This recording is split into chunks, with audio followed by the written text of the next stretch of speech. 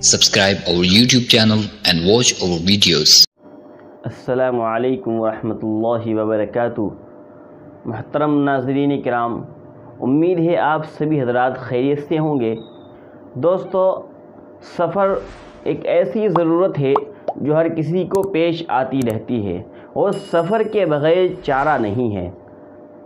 روزانہ آدمی جو ہے سفر کرتا ہے، کوئی بائک پر سفر کرتا ہے تو کوئی کار کے اندر سفر کرتا ہے، کوئی ٹرین کے اندر سفر کرتا ہے اور کوئی ہوائی جہاز کے اندر سفر کرتا ہے۔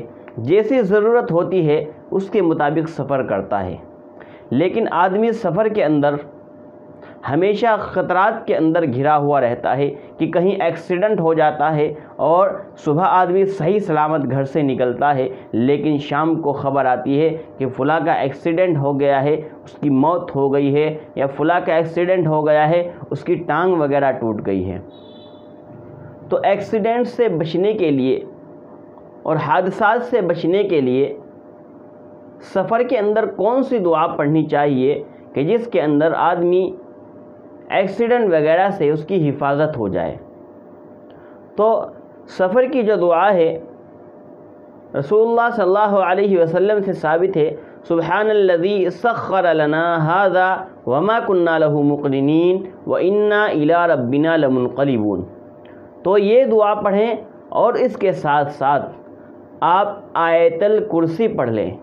ایک مرتبہ آیت الکرسی پڑھنے سے انشاءاللہ آپ ایکسیڈنٹ سے، حادثات سے محفوظ ہو جائیں گے، اور اس آیت الکرسی پڑھنے کی برکت سے آپ اللہ کی حفاظت میں آ جائیں گے اور آپ کا سفر جو ہے وہ آسانی کے ساتھ اور حفاظت کے ساتھ مکمل ہوگا۔